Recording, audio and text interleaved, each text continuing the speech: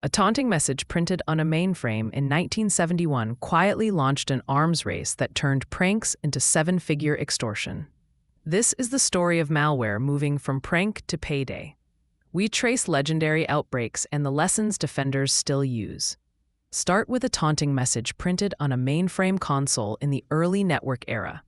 That playful experiment set off an arms race between curious coders and practical defenders. We will move decade by decade, spotting fragile turning points and sudden escalations ahead. In 1971, Creeper jumped between ARPANET hosts and left a taunt. It printed a cheeky message and simply moved on. No destructive payload, just a proof of concept in network mobility. Defenders answered with Reaper, a chasing program designed to delete Creeper instances.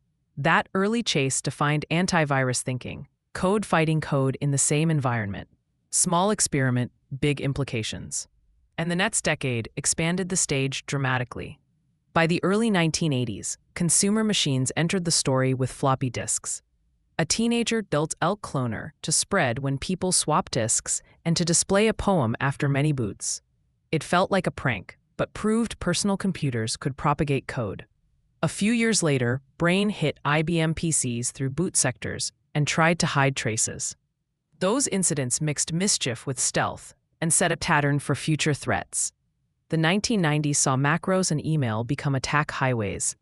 Michelangelo sparked media panic with a date-triggered boot virus. Concept showed macros inside documents could carry infections without executables. Melissa used email to forward itself automatically to a victim's contacts.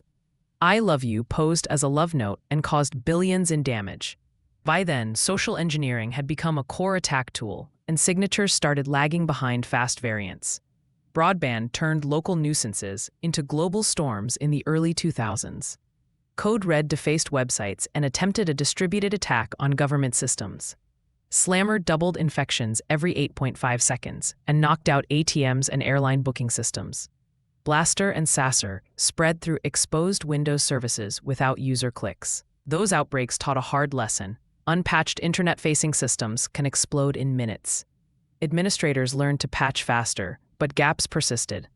Around 2005, criminals professionalized malware into a business. Zoos stole banking credentials, injecting fake forms and capturing sessions at scale. Botnets became rentable infrastructure for spam, DDoS, and fraud.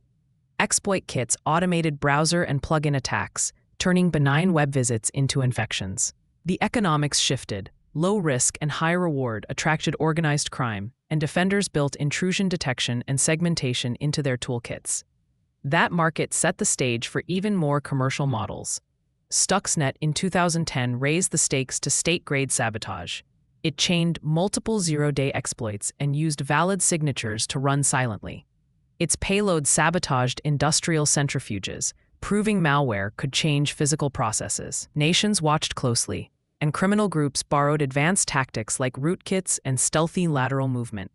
Stuxnet increased the technical ceiling and proved that code could alter machines, not just files, a paradigm shift with long tails. CryptoLocker in 2013 established the modern ransomware blueprint. It combined strong encryption with anonymized payments and Tor-based infrastructure. Suddenly, attackers could monetize access immediately, instead of slowly siphoning funds. Affiliates, payment portals, and negotiation services sprang up around the scheme. Ransomware stopped being noisy prankware and became a scalable criminal product. That pivot made ransomware one of the most profitable cyber industries in a decade. 2017 taught two brutal lessons with WannaCry and NotPetya. WannaCry exploited an NSA leak to spread like wildfire and cripple hospitals globally. NotPetya posed as ransomware, but acted as a destructive wiper, hitting supply chains. These incidents proved that leaks and unpatched systems can cause national-scale disruption. Defenders faced not just theft, but operational collapse, and organizations had to rethink urgency and patch management as core security priorities. Ryuk and the big game hunting era targeted high-value enterprises from 2018 onward. Operators hit hospitals, cities, and manufacturers and demanded seven-figure ransoms. Ryuk often rode in on TrickBot or Emotet footholds and RDP brute force. Attackers combine data theft with encryption to maximize leverage.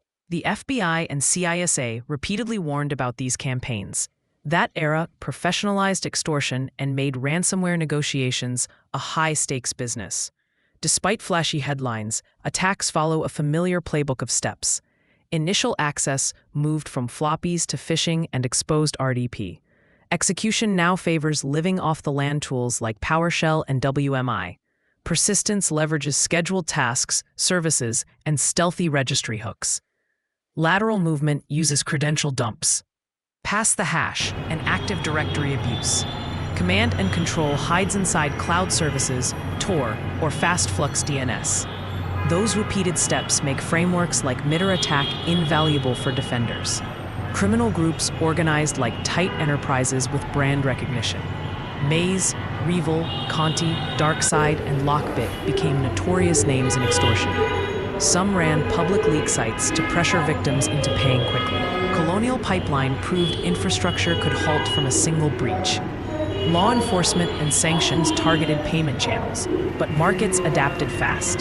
The public spectacle raised awareness, yet the underlying economics kept the ecosystem resilient and profitable for operators.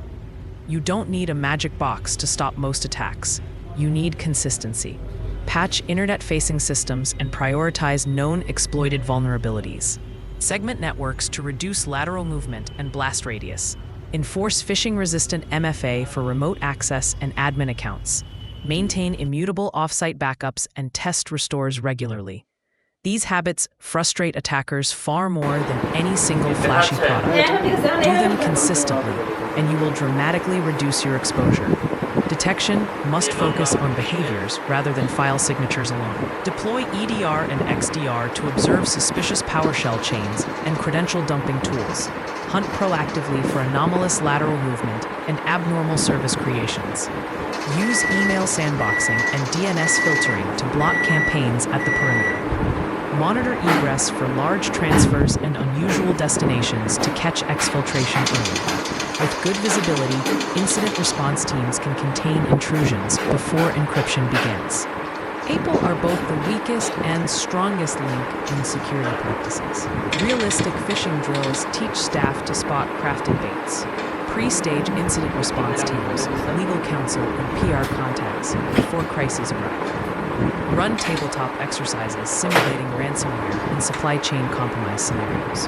Practice restores until the team can recover reliably under pressure. Prepared teams shorten downtime, reduce payouts, and protect reputation. Turning incidents into manageable operations rather than catastrophic failures. Supply chains add hidden attack surfaces and cascading risk. NotPetya and MoveIt showed how one vendor flaw can impact hundreds of victims.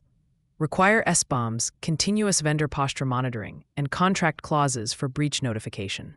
Assume compromise and plan for supplier outages with alternate workflows.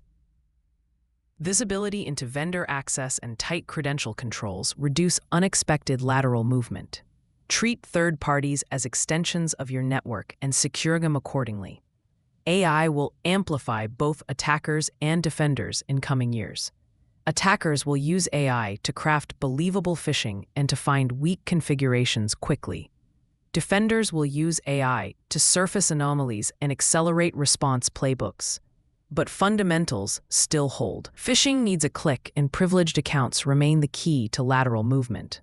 Treat AI as an accelerator, not a cure-all, and invest in visibility and practiced habits first. Here is a tight 10-minute checklist you can use right now. Inventory internet-facing systems and patch known exploited vulnerabilities immediately. Enforce phishing-resistant MFA for VPNs, email, and cloud admin portals. Segment networks and block SMB and RDP between segments unless explicitly required. Deploy EDR, implement immutable 3-2-1 backups, and test restores on schedule. Train staff regularly, pre-stage IR resources, and monitor for unusual data egress constantly. At the heart of this history is trust and how attackers exploit it. Creeper wanted curiosity, Ryuk wanted payment and leverage. Across decades, adversaries abused trust in email, updates, and network services. Defenders rebuild trust with verification, segmentation, logging, and restraint. Your best defense is a practiced habit, not a single magic tool. Start small, focus daily, and you will change risk more than you expect. If you remember one thing, it's that consistency beats novelty in defense. Attack techniques may morph, but initial access, privilege abuse, and data exfiltration remain constant. Invest in patching cadence, access controls, and immutable backups first. Practice incident response until it becomes muscle memory. Small, repeatable habits protect organizations far more reliably than one-off tool deployments. Keep testing, keep training, and the next attack becomes a disruption you can recover from quickly.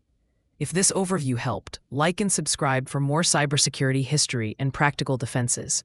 Comment below with the malware story that surprised you most.